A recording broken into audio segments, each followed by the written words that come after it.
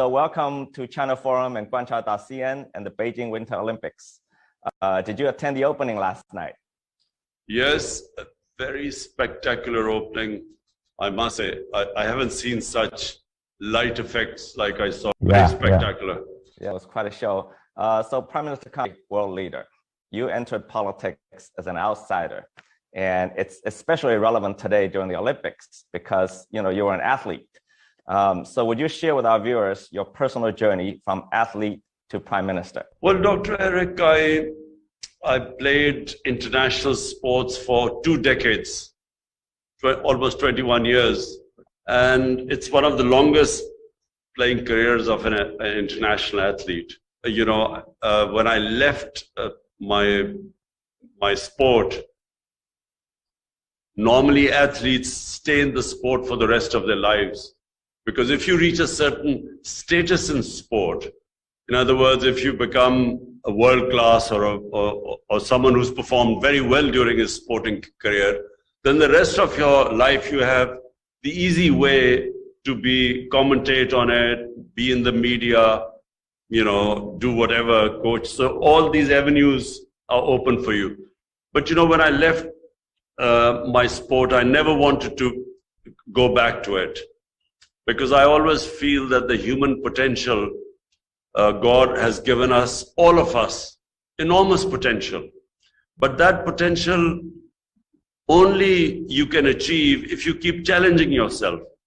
The moment you stop challenging yourself, there's no such thing as a plateau in life. Either you're going up, and the moment the challenge goes, you go down. So this is how the Almighty has made us human beings. So I always wanted to leave the sport after I'd finished because it was an easy life and I didn't want to stay in that life. So I first built this cancer hospital after I left sport because there was no cancer hospital in Pakistan, and it was the biggest charitable institution in the country too. It still is, and I have built now a second cancer hospital from donations. And I'm in the process of building a third one.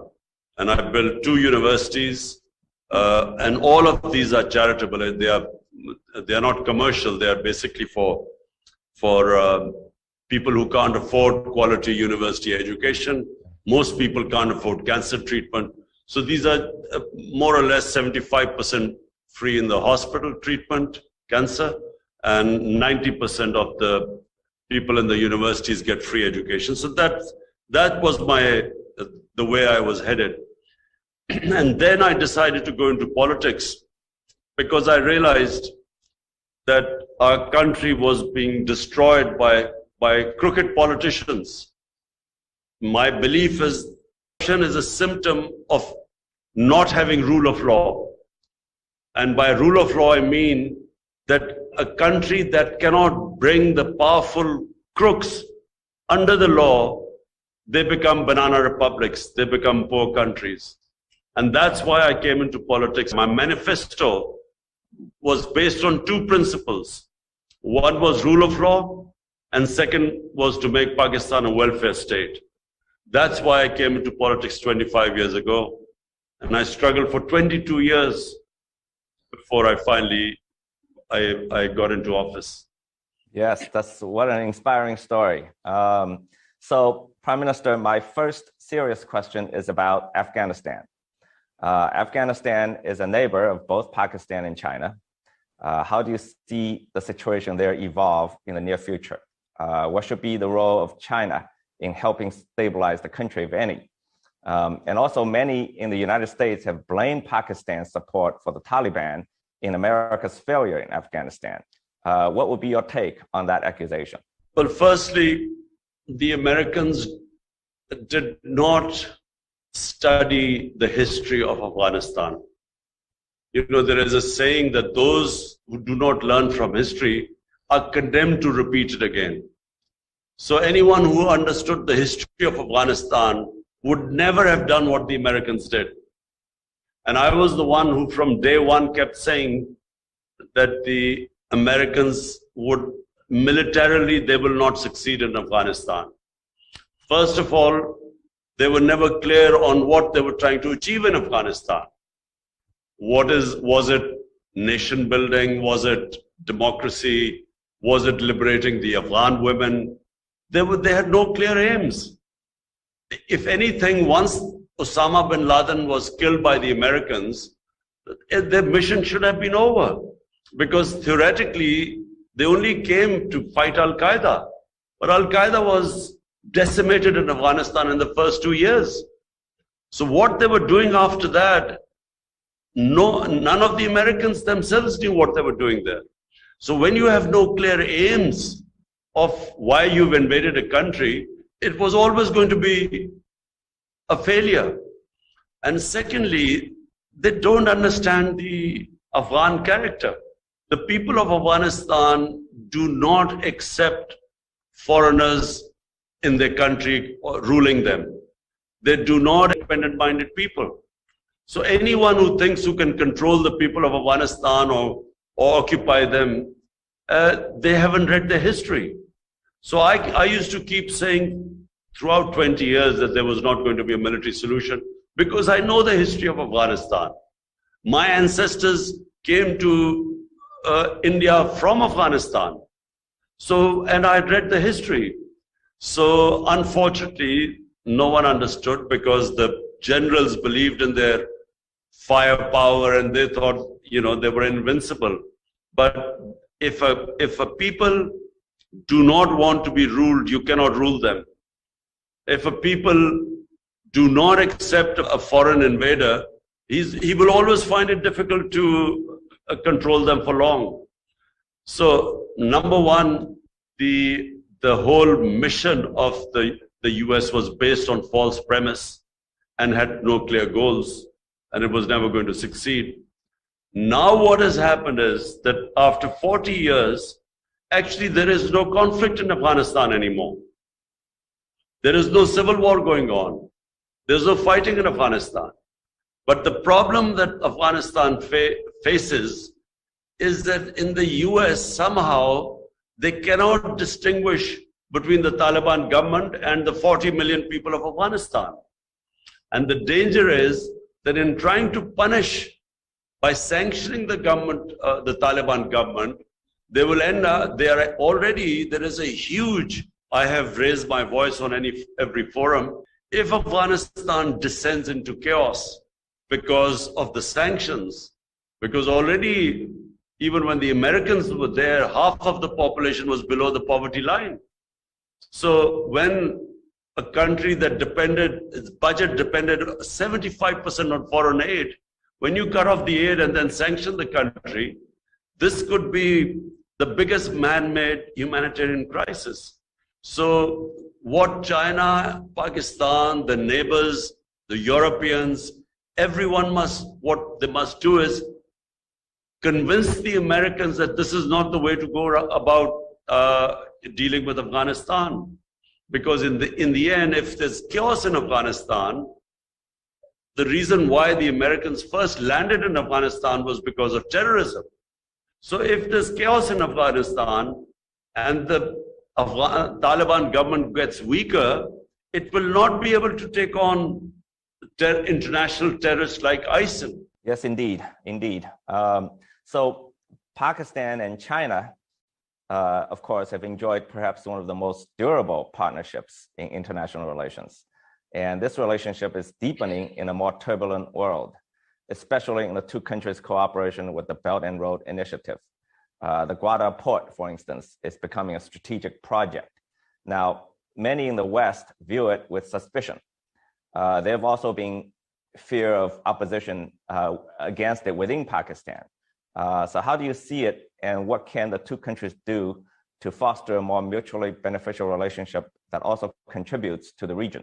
Well, I do not understand why there is this suspicion about CPEC and the Gwadar port.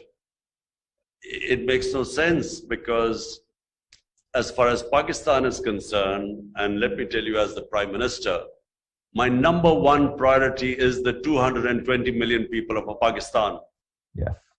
About over almost 25 to 30% of our population is below the poverty line. And Pakistan has really, especially in the past 30 years, we have really gone down because of these two families taking turns to loot the country. And of course, then joining the US war on terror, which was a disaster for Pakistan. Pakistan should never have participated in the war. You know, while the US lost 2,000, 3,000, 4,000 people in the entire 20 years since 9/11, Pakistan lost 80,000 people. And we had over $100 billion lost to the economy. So our top priority right now is to look after our people. And our whole emphasis, my government's emphasis, is on geoeconomics. We want to build our economy now and to lift our people out of poverty, taking a cue from China. What China achieved is really what we look towards China as a role model, because never has any nation taken so many people out of poverty in such a short space of time as did China. So this is really my main concern, that how do I lift people out of poverty? How do I create wealth in my country? And we see CPEC and Gwadar as a great opportunity for our geoeconomics. And I think this is not exclusively just between Pakistan and China. We invite any other country to come and join in and invest in CPEC projects. Yes, indeed, the economic opportunities are great going forward. So now I want to talk about India a little bit. So China and India have had a difficult period of tension in the past 2 years. It has somewhat stabilized in recent months. So how do you see this tension in the next few years from Pakistan's perspective? See, Dr. Eric, I know India better than probably most Pakistanis. And that was because of cricket, because cricket is a religion almost in both the countries. It is the most, people are fanatical about watching cricket. So being a cricketer, I used to play there a lot, and I got a lot of love and respect in India. And I probably know India and Indians better than most Pakistanis. When my government came into power, my first priority was to normalize our relationship with India. And we have only one issue with India, and that is the Kashmir, where India is denying the people of Kashmir the right of self-determination, which was guaranteed by United Nations Security Council resolutions. And unfortunately, India has been denying them that right.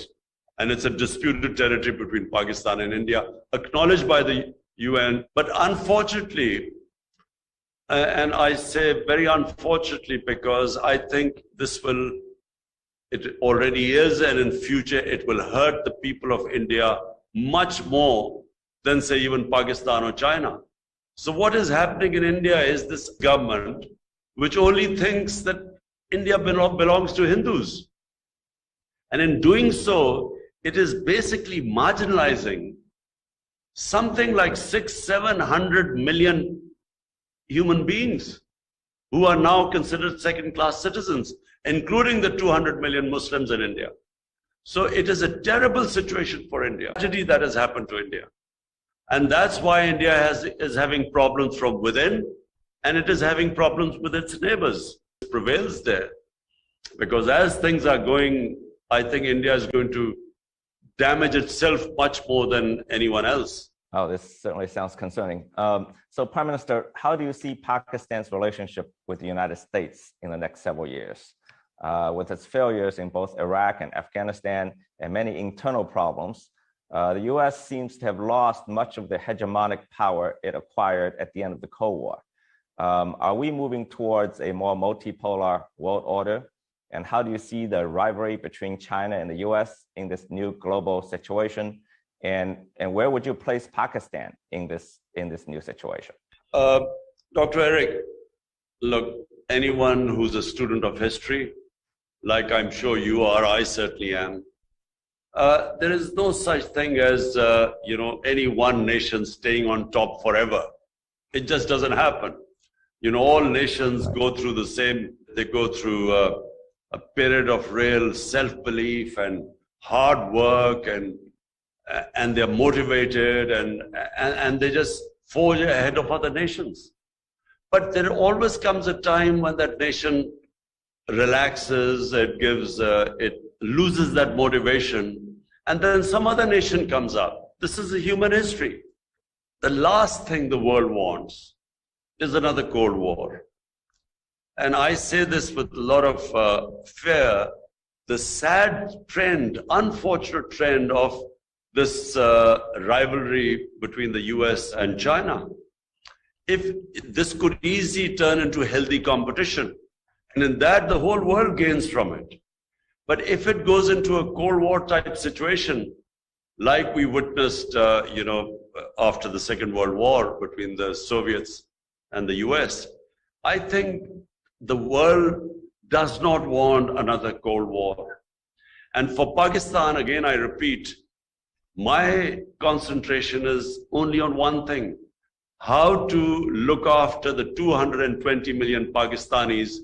Half of them are not in a good place, who are hovering on the above poverty line, and half of them below. I mean, the bottom 50% is hovering on the poverty line.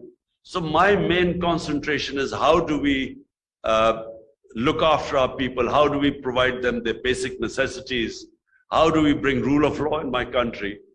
And the last thing we want is any sort of conflict. So Pakistan, and to answer your question, I see Pakistan's role as maybe one day replicating the role Pakistan played in 1970 when it brought China and the United States together, when Dr. Kissinger made his famous visit to China. I see our role again, us playing that similar role, rather than getting caught up in these rival blocs. I think the world will suffer because of this, if it happens. Yes, indeed. I think China certainly is not looking for a new Cold War.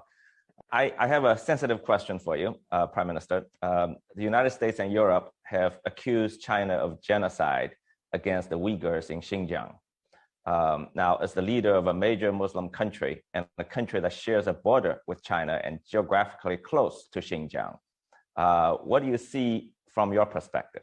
Dr. Eric, we especially asked our ambassador in China, Moin al-Haq, to go and have a look in Xinjiang and find out what is actually going on. And the report he gave to us was completely different to what is coming out on the Western media. According to him, there is more development taking place. The emphasis on development in Xinjiang is unprecedented. He did mention that there were terrorist attacks by ETIM, and therefore, because of that, there is a certain security issue. But, the sort of things we were told don't exist in Xinjiang and against the Uyghurs. Well, that's a lot of information. Well, thank you, Mr. Prime Minister. So my last question, we all know Pakistan has been a great and close friend of China's for many, many years. We call you Batie, as you know, and we all wish Pakistan well. So please tell us, what is your long-term vision for your country?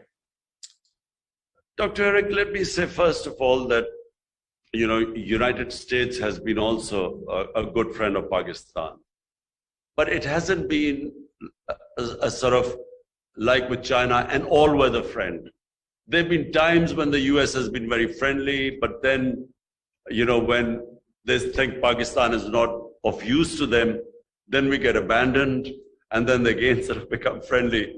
For instance, Pakistan became a frontline state against the Soviets in Afghanistan, so Pakistan became a friend of US, and sort of they even helped us and they were good to us. But the moment the Soviets left, they slapped sanctions on Pakistan. But then 10 years later, when again 9/11 happened, they again became very good to us. But then when they could not win in Afghanistan, then we were blamed for this debacle, what took place in Afghanistan. So with US, it's not really been what it has been with China, an all-weather friend. China, for 70 years, our relationship it has been consistent. Pakistan has at every possible forum stood with China. And China, whenever Pakistan has needed China, China has stood with us. And so it's gone deep into our public. It's a peoples to people thing now. It doesn't matter whether Imran Khan is in power or someone else is in power. Whoever comes to power in Pakistan will always have a very close friendship with China because it's a people to people friendship. Yes, of course. I think we feel the same here. Thank you, Mr. Prime Minister, for your time. It's been a great honor. And I think you'll reach a lot of Chinese audience. And thank you very much for being at the Olympics and show your great support for this amazing event. Thank you, Dr. Eric.